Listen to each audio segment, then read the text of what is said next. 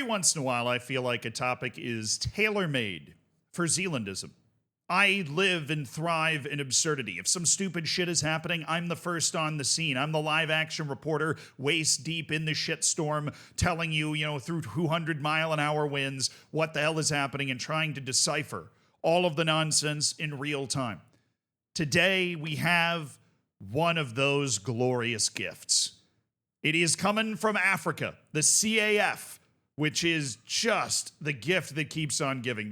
Look, when I talk to European people that talk about difficult international away days, every other continent on the planet, except for maybe Oceania, because they usually just kind of get together on one island and play all their matches, and it's not really that crazy other than the fact that they're on an island in the middle of the Pacific somewhere. Every other place outside of Europe's qualifying away days can be absolutely horrifically absurd. When the United States played at El Salvador to kick off World Cup qualifying for the 2022 World Cup, there were riot police around the entire field, shields facing outward, and the field itself could best be described as a mudslide. They were egging the bus on the way to the stadium beforehand. They do that all the time in like Costa Rica and stuff. In South America, you have to basically play on the moon every time you go away against Bolivia. And everybody knows how insane fan bases can be in South America. In Asia, some away days can be so massive you have to fly across half the globe. If Kuwait has an away day against Australia, that's like a 12-hour flight, right? That's even before you actually get there. Good luck finding a way to get into Turkmenistan to play your away match when you're, flying from Malaysia. And then who knows how the field's going to be when you get there. But I don't think anywhere actually does it quite as crazy as Africa, because Africa's qualifying for everything.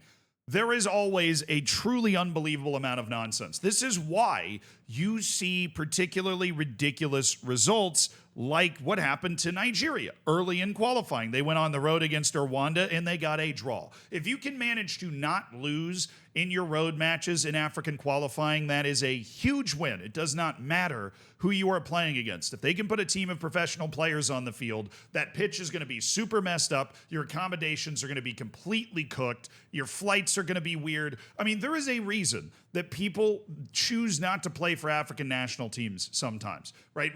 Ghana's national team has played World Cups and had their payments delayed or knocked down. That's just one of the more famous stories that's come out of more recent World Cups regarding African federations in general. But just playing on the African continent, there is so much distance to cover. There's so many different FAs. There are so many different cultures and sporting cultures and field types and levels of infrastructure that it is an incredible, monumental challenge. In some ways, when you think about it, it is remarkable that every nation except for Eritrea, which basically just stopped playing international football like 6 years ago, that every nation except for Eritrea is able to enter and participate in qualifying for the AFCON and for World Cup. All of them go through it. Even Somalia, which doesn't even have a centralized government the last time I checked, they were involved in the preliminary rounds of qualifying and managed to get a draw in one of the two matches that they played.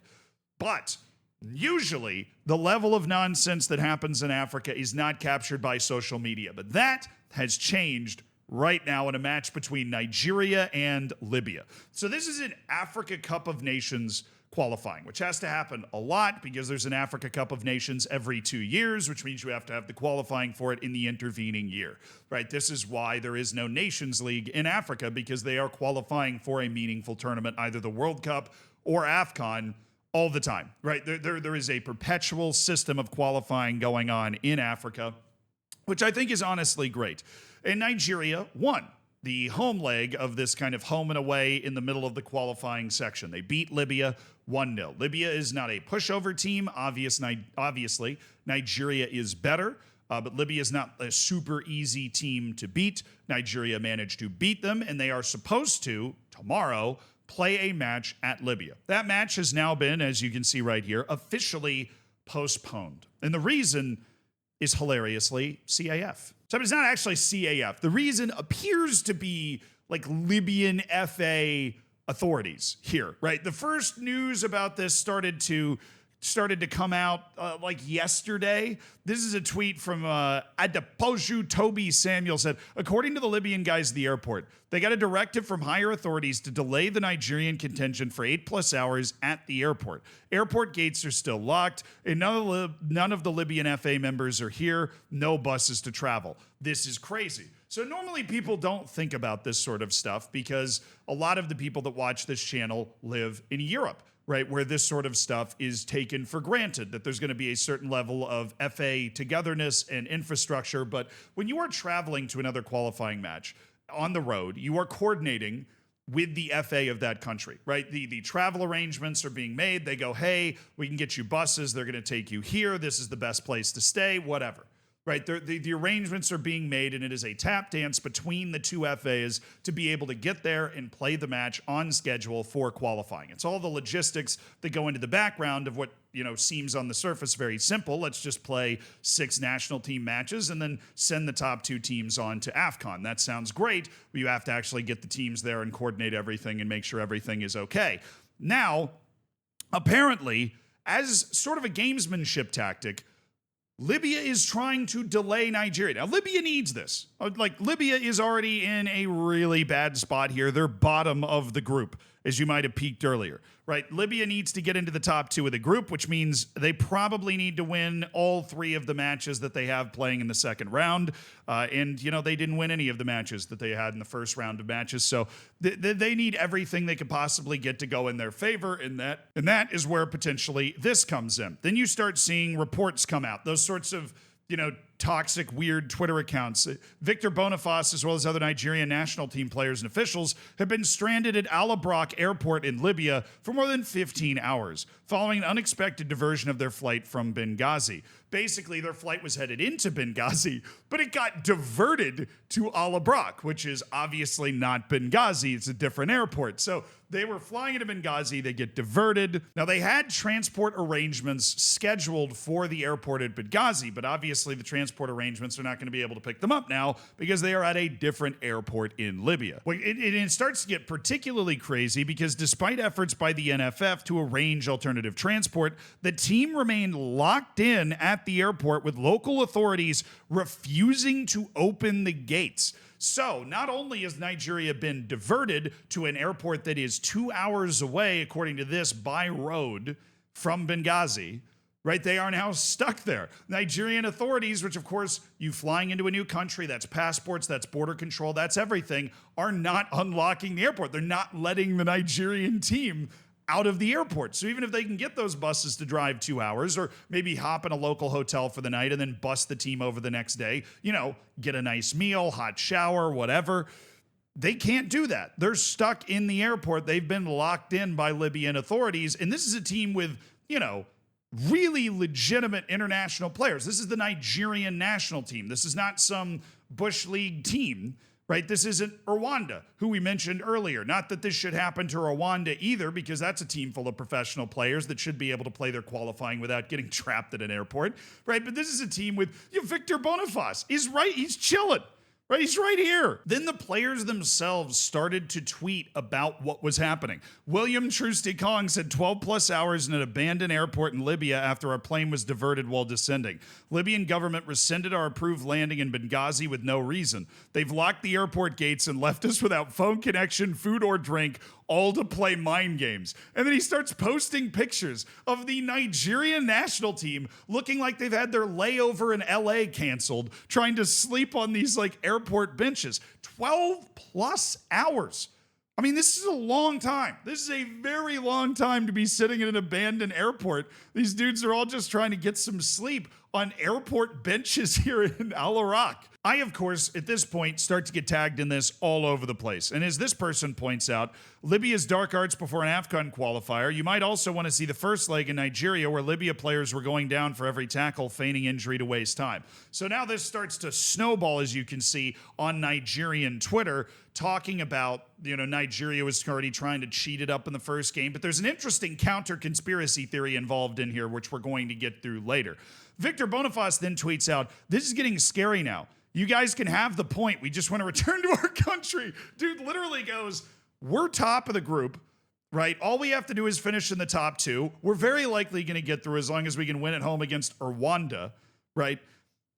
Like, you can take the points, just let us go home. You don't have to let us into the country, which has clearly become a huge problem here. Just let us go home. And the amount of social pressure this was putting on, I mean, 108,000 likes here was pretty serious, and it ended up making some waves, as William Trusty-Kong points out. Power of social media. Apparently, our plane is being fueled as we speak, and we should be leaving for Nigeria shortly, thanks to everyone's support. I reiterate, we would never treat a guest nation for a game in this way. Mistakes happen, delays happen, but never on purpose. So the length of the delay and the stupidity of the delay has created this giant conspiracy theory, obviously, that Libya did this on purpose. Basically, the plane is coming in to land in Benghazi. They cancel the approval of the landing. They get transferred to another airport and are basically put in holding, waiting their approval to enter into the country, making it sound incredibly fishy. And they end up sitting in this airport for, best I can find, over 16 hours. And there is no food or water in this airport. That is legitimately dangerous, right? You better hope that you loaded up on a couple of waters and a couple of like things of food, right? Maybe a couple of bags of chips or something when you were boarding the plane, because you're out of luck. I'm assuming they had a bathroom, because I feel like somebody would have mentioned if they didn't. So you could probably get water from the sink or something. But really a baffling situation to end up in. And as old William points out here, it's international travel. It's flying. Weird things happen. Weather, staff shortages, something breaks, whatever. But this was just an unbelievable amount of time to keep the Nigerian national team in limbo, to the point that they had to appeal to social media to get a plane fueled up so that they could fly back to Nigeria. This wasn't even for them to be able to play the game in Libya tomorrow, which they didn't even, I mean, obviously they didn't even want to do. They just wanted, can we go home? Sky Sports News started doing segments of, we have decided we will not play the game. William Trusty-Kong obviously tweeted that out. He said that they weren't going to play the game and that they would like to return to their country. And him and Victor Boniface and a bunch of other Nigeria players are getting on Twitter, calling on CAF to do better, calling out Libya for its poor treatment of the players in travel. But, massive but, this started to circulate as well, because apparently when Libya went to Nigeria, a similar thing happened. And this is where you can get into the tit for tat sort of stuff here, right? We had the Nigerian Twitter claiming, well, Libya was flopping and a goal was disallowed unfairly against Nigeria, and now Libya's up to the dark arts again. Well, apparently, there's, according to this Twitter account called Libyan Football 3, right?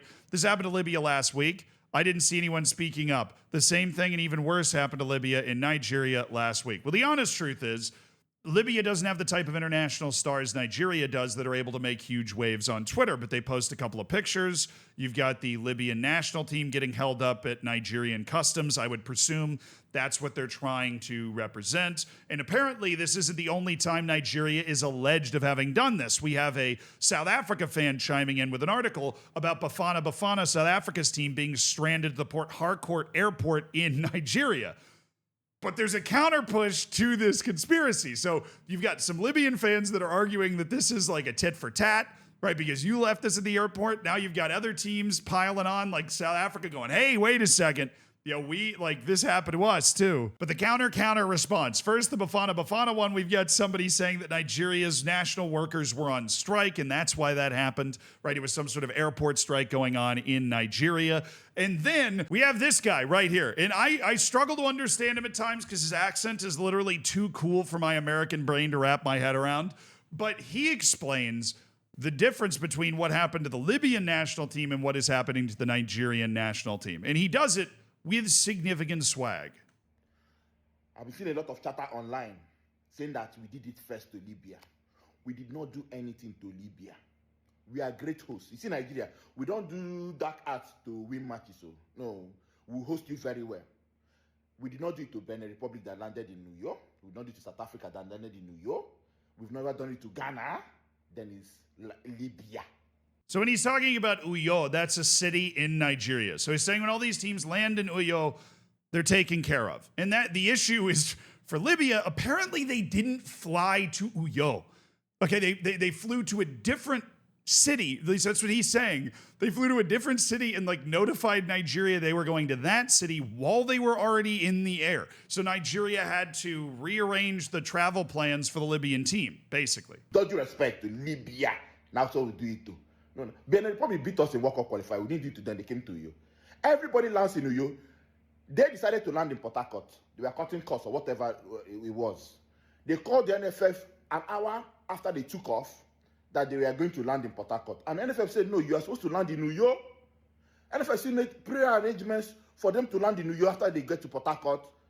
Made the contracted fan and everything, made arrangements. They did not want to pay extra cost to whoever they hired their plane from Libya. They were trying to cut costs.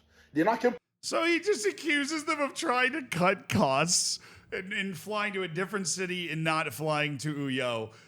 Which basically, like, this is accusations flying all over the place. But this has created a great derby between Libya and Nigeria that you didn't know existed before. To Port Harcourt airport that is fairly new now. It's been refurbished very well, has space, seats, everything. They now sat on the floor, started taking pictures. And some of few gullible Nigerians are falling for it. We will not fall for it. Let me give you my credentials. I've traveled with this team to Morocco. I traveled with the team to Rwanda. I come back often for the games in New York. So I know how the thing runs. You understand? Even when they were in New York, we provided them with security, gave them the best hotels. That is how we run. We know we'll lock you up for 13, 15 hours in the airport, no food, sleep on the couch. These same Libya people. Now, this guy, according to what he's talking about, it works around the team and has traveled with the team multiple times and is around the team a lot when they're hosting teams in Uyo in Nigeria. Honestly, the basis of all of this, the person that really should be taking care of this is the CAF. They should be investigating this instantly. I don't know if they're going to. I mean, they've been added enough on Twitter that they're at least going to look into it, right? But the Federation is the person that's supposed to make sure that every team is treated fairly when they are traveling, that they have the right accommodations. I mean, this is why you have hundreds and hundreds of pages of bylaws as a federation, so that you can adjudicate these sorts of things, so that every federation understands what it is required to provide when it is hosting other nations, and that it is required, I would assume, to let the players from those other nations, into the country, or at least give them food and water while they are waiting to be let in the country, because I don't know, maybe there's a strike going on in Libya. Doesn't freaking sound like it, right? But maybe something's going on where they can't get people processed into the country incredibly efficiently. You need to be able to provide some sort of thing around that. Because this is hilarious. Like, obviously, the idea of the Nigerian national team just getting plopped in an airport for 16 hours because Libya felt like being petty, that's funny, right? But Victor Boniface changes the tone eventually when he goes, this is kind of dangerous. I just want to go back to my home country, please. We don't even need to play this match anymore. This is ridiculous. We're probably going to qualify anyways. Just take the damn points. Which, honestly, I feel like Libya wouldn't be super offended by, but CAF needs to take care of this. Because we can keep going back and forth all day. Clearly, there's a segment of the Libyan football fans that believe that they were just returning the favor to Nigeria. Right, and it seems like Nigeria is pointing out that there is a huge difference in terms of the way this was handled, with Libya trying to cut costs and flying into the wrong airport and then getting stranded as a result of their own whatever. But I did not expect this rabbit hole to go as deep as it has gone, and I appreciate it for going I appreciate this rabbit hole for going as deep as it did, because I thought that I was just going to be talking about Nigeria getting stranded in an airport for 10 minutes, and it turns out we are on the verge of an international incident between Nigeria and Libya. But if we considered the fact that Libya is only doing this for clout to stay relevant, because honestly, Libya's really fallen off recently, that's what I was thinking. But at the end of the day, the match is officially postponed, and Nigeria's players flew back to Nigeria. They are, as of this recording, they have made it back to Nigeria. They are no longer eating peanuts in a Libyan airport. So we have saved the Nigerian national team for the moment.